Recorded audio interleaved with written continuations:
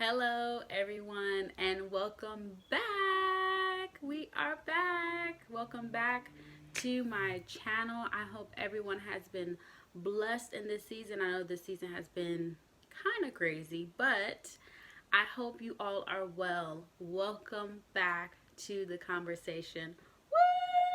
Woo!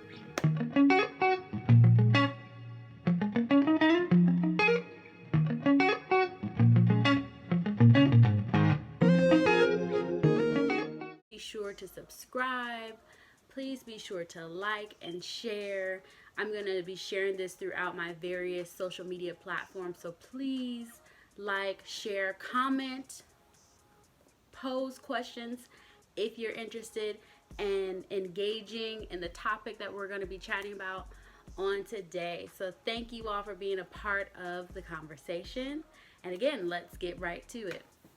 So, as I mentioned before, the conversation is about communication. Before I get into the definition, I want to share with you all some stories about what some of my subscribers have shared and some things that I have gone through myself as it pertains to communication, or rather, miscommunication.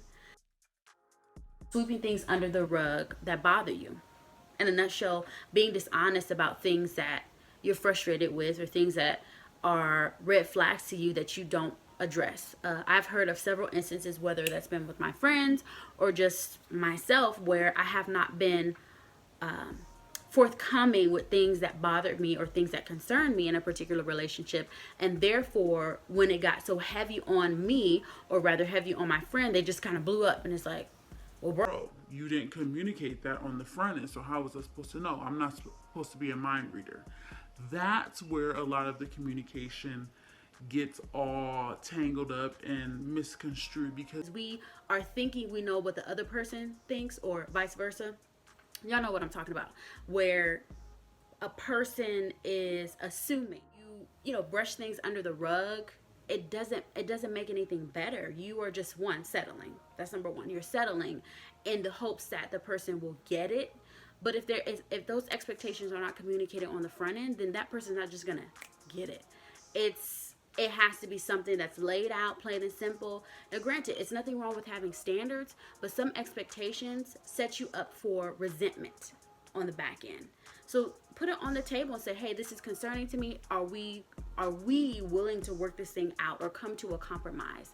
Because a lot of times that's what needs to happen, especially when it comes to relationships. By definition, communication is a means of sending or receiving information. There has to be a sender and there has to be a receiver. If there's a blockade, boom, in the middle of that, then there is miscommunication. So how do we avoid that? How do we help to make sure that that doesn't occur? We cannot confidently say that that won't occur, because some people will leave out information just by way of being forgetful, or just because they just don't want you to know that information. And in time, they will share that with you. But if there's constant communication, if there's constant back and forth of the sender receiver, and we don't have things like technology or stuff in play. Now, granted, this is a whole different ball game we're dealing with this whole pandemic thing. So I definitely I get it, how communication can get boggled and all that good stuff.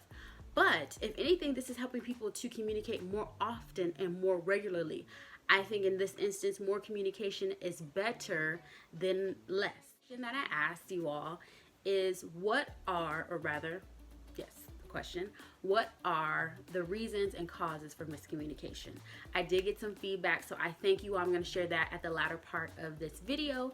But I wanted to know, what are the causes and reasons for miscommunication? Because there can be so many. There can be so many. So that was a question that I posed. When I think about a scripture that coincides with communication, that closely relates to what I'm talking about today, it's James 1:19. And I'm reading from the ESV version. Know this, my beloved brothers, let every person be quick to hear, slow to speak, and slow to anger. I know that that can be particularly difficult for some people. Hello. And I don't know if a lot of people have heard this saying, you have two ears for a reason. You're supposed to listen 2 times greater than you're supposed to speak, because you only have one mouth. So be quick to hear, slow to speak, and slow to anger. Now, part of that is listening well. You probably wouldn't say a lot of things that you're communicating if you had first listened. A lot of issues that we might have in the workplace or in relationships because we don't listen. If we're listening more than we're speaking, we have a better chance of not having miscommunication when it comes to connecting with other people, because it's all about connection. We were born and built for connection, to work together, we indirectly affect other people just by way of how we live our lives, just by way of how we do things. We are connected. But for example, when I chose to go back to school, I also chose to commit time to doing that. And over time, it just got really difficult. And of course, silly me, because I'm an overachiever, I decided to go back to school the very month before I got married last year. So that wasn't really wisdom, but we're not going to talk about that. But and that I decided to pull away time from a much needed investment, for example, in my marriage. My husband and I definitely had a conversation about what that looked like. And it wasn't a necessity. It was just me trying to prove something rather than improve myself. Now, granted, education, any type of form or element is to improve. But if I already have, if you will, the credentials to do what I do, why add more to it? My credentials paid off, if you will. Of course, just like any other person, you want to be paid more. But hey, that's why you get multiple streams of income. If we were to listen, we'd be able to discern what people's intentions are. If we were to listen, then we would be able to practically dissect. Okay, so what are you really meaning when you say this? That way we can approach a situation with wisdom. We can approach a situation with facts and information rather than going in it just willy-nilly. Here are the responses that I got. So thank you all again for sharing with me your responses to communication and why there is miscommunication. Again, the question was, what are the causes and reasons for miscommunication? And so I have that here for you all. So one of my respondents said, altering what you say to preserve feelings. Yipes. I have a tendency of doing that. And I'm getting delivered from that, from being a peacekeeper versus a peacemaker. A peacekeeper is just, regardless of what happens, I just want to keep the peace. I just want to make it harmonious. I just want to get everybody together. I just want that to happen. A peacemaker is, okay, let's hear everybody's side. Let's walk through this process together and we can agree to disagree. And that is okay. That's number one. Number one. Be honest when you are communicating. Yes, it's easier said than done because you are trying to be considerate of somebody's feelings. But at the same time, you can communicate truth and love in love. You can communicate truth in love. Okay? And then there are some times, I just spoke to my husband about this the other day, there's a difference between truth in love and faith in love. Truth in love is, okay, we on the same page. You a believer like I'm a believer. Bro, sis, you got to get it together. Like, this is not acceptable. You are becoming a stumbling block to people who are new in the faith. What's up?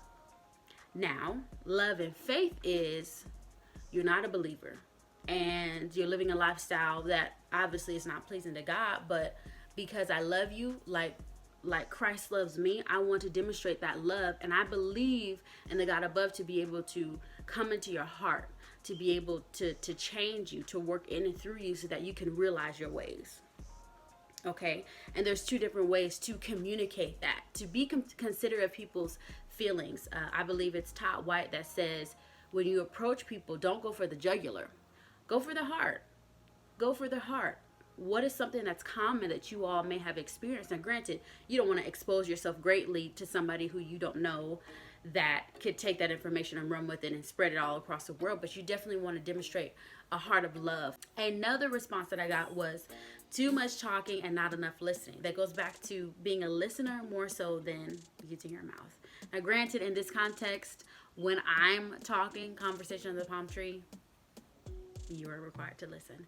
But I listen to other people. As when I ask you all questions, I want you all to respond because I don't want this all to be about me. Four